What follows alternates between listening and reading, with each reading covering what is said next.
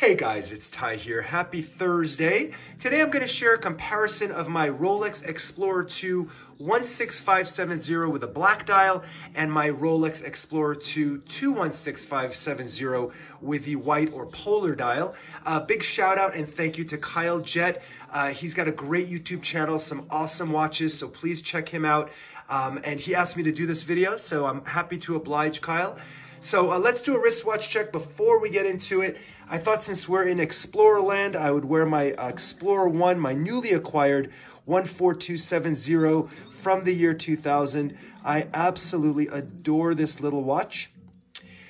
So we'll start with the black dial, my friends, and we'll go through the specs and we'll talk about the similarities and the differences. And then at the end, I'll just kind of share which one I would add to the collection if I had to choose only one between these two.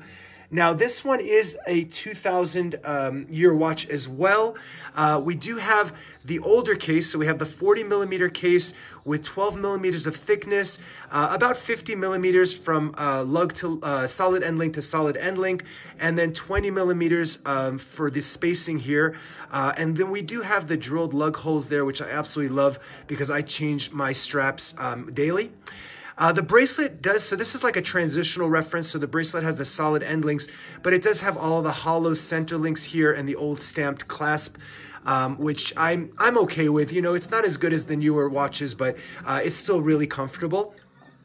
Something I love about both watches is this has that sort of radial grain finish of the bezel and this lip that's really polished that I mean, I just love the look of that. I think it looks awesome. And the polar dial has the same one. This one does have the Luminova, does have a lacquered dial like the white dial, and it has white gold hands and indices on both. Cyclops, of course, will be on both. And then this one has the red GMT hand. The other one has an orange one. Now, for both movements, this one is a 3185. You can set the local hand independently, which I really love. Very, very easy to set and really makes me feel like I want to go traveling. And then this one has 48 hours of power reserve, as does the other reference. You know, overall, I would say fit-wise, this is, to me, the more comfortable watch because, as you guys know, I love these older case designs and the fit on the wrist. But this one, you know, it also has more of like a utilitarian tool watch kind of aesthetic that is not necessarily... I don't really feel it in the same way with a newer reference. So if I was to only choose one watch in terms of a one-watch collection, I will lift the veil here and give you the answer. It would be this watch for sure. Absolutely beautiful, and I've really been enjoying it. I've only had it for about a month now as well, so really, really loving it. Now, for the polar dial, we have this 2019 216570. This is the new design that that was released in 2011. So there are some pretty major differences in terms of the look of the watch. Obviously not just because it has a white dial, but also the feel and the wear of the watch is pretty different from the other one. We have a 42 millimeter diameter here, about 12.5 millimeters thick, so a little bit thicker, and then 53 or 54 millimeters from solid end link to solid end link. So it's a pretty broad watch on the wrist, which I love that about this watch. And also has 21 millimeter spacing here, between the lugs here, which I am not crazy about that because it's harder to get. Obviously 21 millimeters as opposed to 20. Both watches have the 904L steel. This bracelet is all solid, and it does have the upgraded Easy Link system and the milled clasp. So overall, and the divots in the clasp as well for a really, really precise adjustment. So bracelet-wise, this is the better watch for me in terms of the bracelet wear.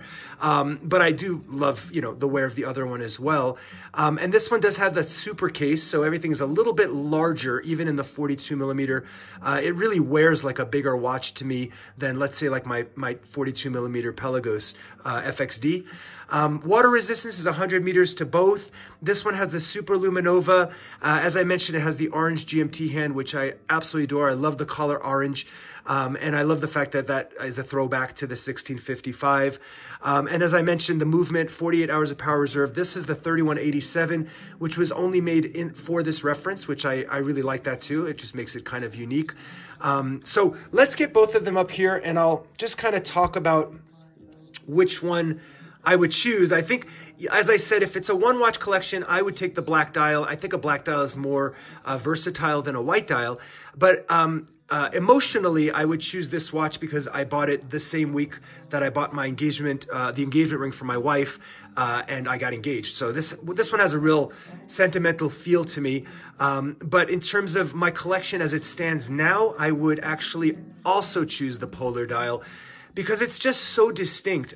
There's nothing like it in my collection, and it really has a real striking, sort of stark white look to it that I just think is stunning.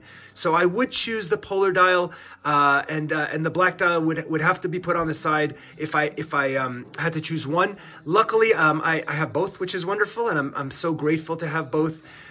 So very, very happy with these watches, guys. I'm going to keep enjoying them. Thanks so much for watching. Let me know what you think of the Explorer 2s. Which one would you choose if you had to choose one? Maybe you own one.